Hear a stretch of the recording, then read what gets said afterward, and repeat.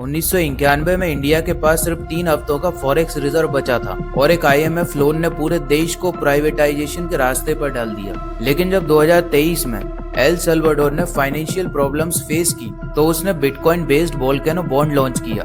ये बॉन्ड 10 साल की मैच्योरिटी और 6.5% के इंटरेस्ट पर था और दुनिया भर के क्रिप्टो इन्वेस्टर छोटी सी इकोनॉमी पर 10,000 करोड़ की बेट लगा दी, क्योंकि आज पैसा आरबीआई या आईएमएफ से नहीं, कोर्ट से चलता है। अब बिटकॉइन एक करेंसी नहीं, एक रेवोल्यूशन है।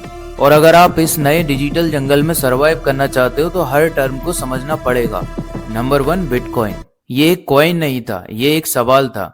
2008 में जब दुनिया के सबसे बड़े बैंक्स कोलैप्स हुए, एक चेहरा नहीं बल्कि एक आइडिया पैदा हुआ, सतोशी नाकामोटो।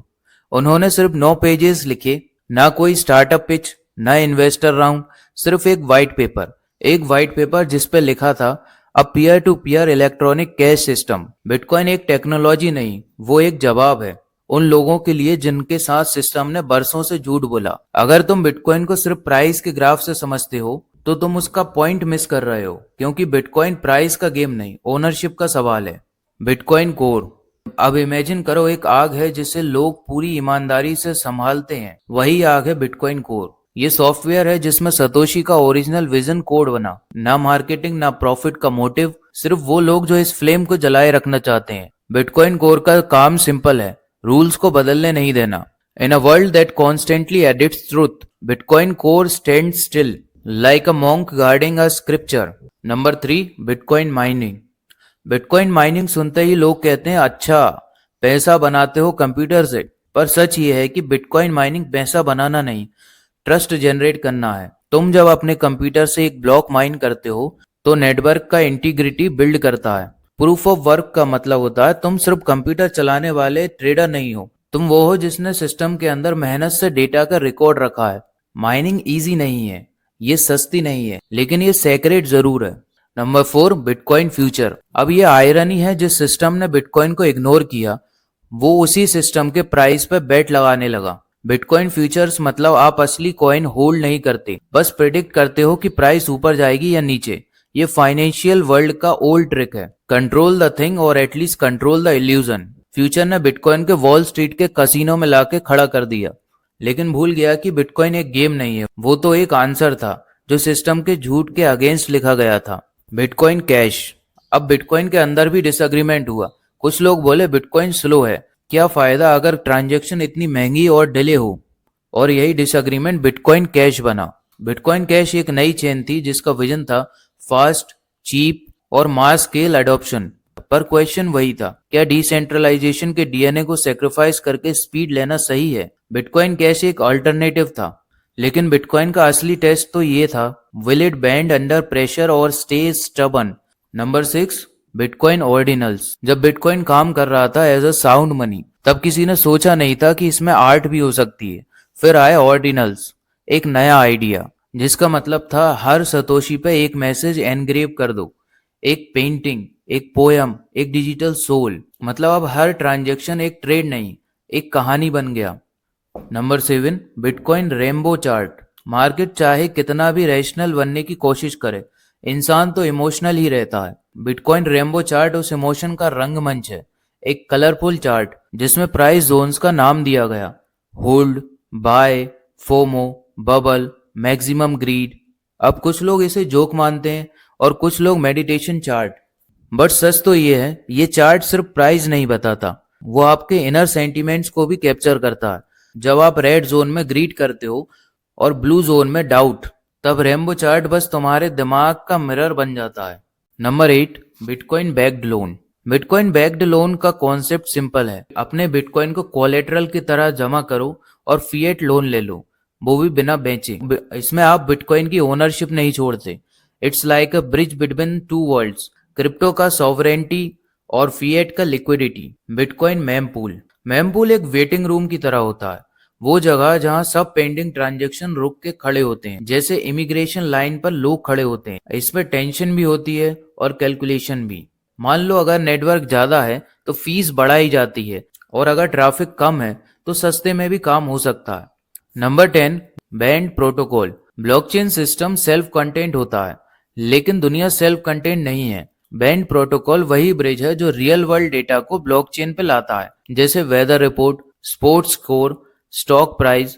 जब स्मार्ट कॉन्ट्रैक्ट्स को बाहर की इंफॉर्मेशन चाहिए होती है तो बैंड प्रोटोकॉल जैसे ओरेकल्स काम आते हैं। सोचो अगर कोई इंश्योरेंस कॉन्ट्रैक्ट बना हो जो बताए कि अगर मुंबई में 30 mm से ज्यादा बारिश हुई हो तो ऑटोमेटिकली अलार्म बजेगा। अब ब्लॉकचेन को कैसे पता चलेगा कि बारिश 30 mm से ज्यादा हो गई? वहीं काम आता है बैंड। अब टेक्नोलॉजी तभी काम करती है जब उसे करंट डाटा प्रोवाइड किया जाए। Number 11, base. कॉइन बेस का इथेरियम लेयर 2 सॉल्यूशन है, faster, cheaper, build for the masses. पर क्वेश्चन यही उठता है, जब एक पब्लिकली ट्रेडेड कंपनी अपना चेन बनाता है तो डिसेंट्रलाइजेशन कॉम्प्रोमाइज हो रहा है या इवॉल्व हो रहा है? वैसे एक एग्जाम्पल है कि वेब 3 में अब सिर्फ कोडर्स नहीं, कॉर्पोरेट्स भी चेन बना रहे हैं। ये डेमोक्रेसी है या क्वाइटली सेंट्रलाइजेशन हो रहा है? अब जवाब यूजर के हाथ में है, उसे यूज करना है या नहीं करना है। Number 12, beer market. जब चार्ट में सब कुछ रेड हो और दिमाग में सिर्फ डाउट हो तो समझ जाना आप बेयर मार्केट में आ गए हो। ये वो वक्त होता है जब लोग पोर्टफोलियो क्लोज करके योगा ज्वाइन कर लेते हैं, टेलीग्राम ग्रुप साइलेंट हो जाते हैं और नया बायर एक्सटिंक्ट स्पीसीज बन जाता है। पर जो लोग बचते हैं वो पैनिक में नहीं, प्रोग्रेस में बिलीव करते हैं। बियर मार्केट सबसे ऑनेस्ट टीचर होता है जो आपको बताता है कि आप मार्केट में ट्रेड करने आए थे या फिर सिर्फ डोपामिन लेने। नंबर 13, बेन जाओ। बेन जाओ बायबिट का सीईओ है। जब बाइनेंस और कॉइनबेस स्पॉटलाइट में थे, बेन क्वाइटली अपना एम्पायर बना रहा था। कोई फ्लैशी अनाउंसमेंट नहीं, सिर्फ प्रिसीजन, और ट्रेडर्स के लिए एक फास्ट और रिलायबल प्लेटफॉर्म बना। इन अ वर्ल्ड जहां मार्केटिंग ज्यादा होती है, बेन जाओ ने प्रोडक्ट पे फोकस किया। क्रिप्टो में सही रहने वाले लोग वही होते हैं जो मार्केट के शोर से ज्यादा चार्ट के सिग्नल को सुनते हैं। Number 14, Binance. कुछ लोग कहते हैं क्रिप्टो डिसेंट्रलाइज है, लेकिन जब वो ट्रेड करते हैं तो हर बार बाइनेंस खोलते हैं। बाइनेंस एक आयरनी पर्सोनिफाइड है। सबसे बड़ा एक्सचेंज, सबसे ज्यादा लिक्विडिटी और सबसे ज्यादा कंट्रोवर्सी। चेंगपेंग जाओ, सीजी सीजी ने एक टूल बनाया था, आज वो सिस्टम का किंग बन गया है। पर सवाल वही है, जब एक कंपनी इतनी पावरफुल हो जाए तो क्या क्रिप्टो वाकई में डिसेंट्रलाइज रह सकता है? Number 15, BNB, Binance coin. BNB is the heartbeat of Binance. Fees discount के लिए इसका यूज होता है, लॉन्च पैड पे एक्सेस देता है, एक्सचेंज इकोसिस्टम का एंकर है। लेकिन जब एक कॉइन का वैल्यू कंपनी की हेल्थ से डायरेक्टली लिंक हो तो ये कॉइन नहीं, शेयर बन जाता है। बिकॉज अगर बाइनेंस हिलेगा तो बीएनबी भी टूटेगा। Number 16, bitcoin live. टूल्स जो तुम्हारा काम आसान बनाते हैं वो टूल्स खुद स्टेज पर नहीं होते। बिटकॉइन लिव एक पाइथन लाइब्रेरी है जो डेवलपर्स को बिटकॉइन से इंटरेक्ट करने के लिए एक क्लीन जुबान देता है। वॉलेट्स बनाना हो, ट्रांजैक्शन करनी हो या एक पूरा कस्टम ऐप डिजाइन करना हो, बिटकॉइन लिव तुम्हारा बैकएंड का सचिन तेंदुलकर है। Number 17, BitTorrent. ये ओल्ड इंटरनेट का गैंगस्टर है। जब दुनिया सेंट्रल सर्वर से फाइल्स डाउनलोड कर रही थी, बिट टोरेंट ने बोला why not just share it peer to peer. अब उसी डिसेंट्रलाइज स्प्रिट को बिट टोरेंट ब्लॉकचेन पर ले आया गया है। पहले लोगों ने फाइल शेयर की, अब वो वैल्यू शेयर करते हैं। मतलब legacy plus web 3 is equal to evolution. Number 18, block. ये एक डिजिटल संदूक है जिसमें तुम्हारा ट्रांजैक्शन सेव होता है।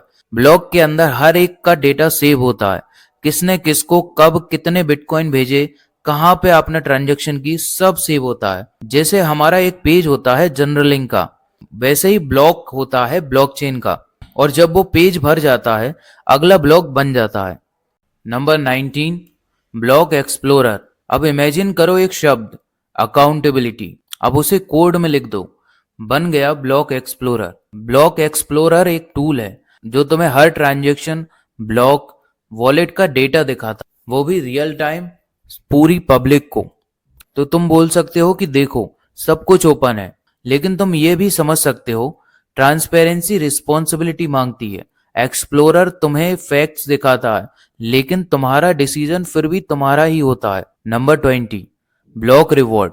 जब तुम माइनिंग करते हो तो सिर्फ ट्रांजैक्शन वेरीफाई नहीं होता, तुम प्रूफ ऑफ वर्क का प्रमाण देते हो और इसका इनाम है न्यूली मिंटेड कॉइन्स जो तुम्हें मिलते हैं ब्लॉक रिवॉर्ड के फॉर्म में। ये एक इंसेंटिव सिस्टम है, लेकिन डीपर लेवल पर ये एक ट्रस्ट मैकेनिज्म है। इसमें ट्रस्ट को पैसा दिया जाता है, ना कि आपकी ग्रीड को। Number 21, block size. हर ब्लॉक कितना डेटा ले सकता है, यही सवाल इतना बड़ा बन गया कि बिटकॉइन का पूरा फैमिली ट्री ही टूट गया। Bitcoin versus bitcoin cash split इसी पर हुआ था। ज्यादा साइज इज इक्वल टू ज्यादा ट्रांजेक्शन, और ज्यादा transaction is equal to faster speed. लेकिन साथ में आए compromises, centralisation, bigger storage, fewer nodes. Number 22, blockchain validator. Validators वो लोग होते हैं जो सिस्टम को कंफर्म करते हैं, पर बिना माइनिंग के। POS, proof of stake. Validator stake करते हैं अपने कॉइन्स, और उसके रिस्क पर उन्हें पावर मिलती है कि ब्लॉक्स कंफर्म करने हैं। अब पावर बिना रिस्क के नहीं आती, और रिवॉर्ड बिना जिम्मेदारी के नहीं आता। Number 23, blockchain rollups. जब एक रोड पर ट्रैफिक बढ़ जाए तो फ्लाईओवर बन जाता है। रोलअप्स वो ब्लॉकचेन के फ्लाईओवर्स होते हैं। इसमें मेन चेन से डेटा कंप्रेस करके साइड चेन पर डेटा डाला जाता है, जहां सस्ती और फास्ट प्रोसेसिंग होती है। फिर रिजल्ट्स वापस मेन चेन पर डाल दिए जाते हैं। Number 24, blockchain as a service, BaaS. Big tech companies जैसे माइक्रोसॉफ्ट, अमेजोन अब ब्लॉकचेन को एज अ सर्विस ऑफर कर रहे हैं। आपको डिसेंट्रलाइजेशन चाहिए, हम इंफ्रास्ट्रक्चर प्रोवाइड करेंगे। पर आयरॉनिक बात तो यही है, जो डिसेंट्रलाइजेशन बना है पावर से दूर होने के लिए, वो अब उन्हीं के पास इंफ्रास्ट्रक्चर ले रहा है। क्योंकि टेक्नोलॉजी डिसेंट्रलाइज हो सकती है, लेकिन इंफ्रास्ट्रक्चर, उसकी पॉलिटिक्स ही अलग है। Number 25, bonds. गवर्नमेंट या कंपनी पैसा बोरो करती है और एक फिक्स्ड रिटर्न प्रॉमिस करती है। क्रिप्टो में भी अब ये कॉन्सेप्ट घुस गया है। टोकनाइज्ड बॉन्ड, डिजिटली ट्रेड होने वाले ब्लॉकचेन पर stored. Number 26, BRC20। ERC20 Ethereum के टोकन्स का स्टैंडर्ड था। वैसे VRC20 बिटकॉइन का वर्जन है। ये एक्सपेरिमेंटल है, क्लंकी है, कंट्रोवर्शियल भी है, और रेवोल्यूशनरी भी है।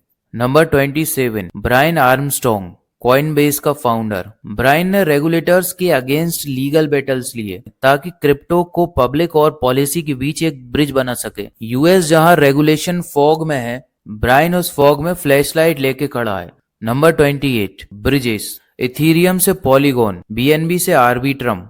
ब्लॉकचेन्स अपने आप में क्लोज सिस्टम है। ब्रिजेस वो रास्ते हैं जो सिस्टम को जोड़ते हैं, लेकिन हर ब्रिज सिक्योरिटी चैलेंज भी है। ब्रिजेस हैक होने पर करोड़ों का नुकसान होता है, और ब्लेम किसी एक सिस्टम पर नहीं, पूरे इकोसिस्टम पर आता है। Number 29, BSC scan. Binance smart chain का एक्सप्लोरर है। जो ईथर स्कैन इथीरियम के लिए करता है, वही BSC स्कैन बिटकॉइन के लिए करता है। अगर तुम बाइनेंस स्मार्ट चेन पे टोकन होल्ड करते हो या किसी वेल के वॉलेट को स्टॉक करते हो, BSC स्कैन तुम्हारा ओपन लेंस है। Number 30, bull trap. मार्केट ऊपर जाता दिखता है, लोग सोचते हैं ब्रेकआउट हो गया, एंट्री मारते हैं, फिर मार्केट फ्लैश क्रैश करता है। बुल ट्रैप सिर्फ प्राइस का फ्रॉड नहीं, तुम अपने ग्रीड के विक्टिम बन जाते हो। तो thank you guys for this video. मिलते हैं आपको अगली वीडियो पर।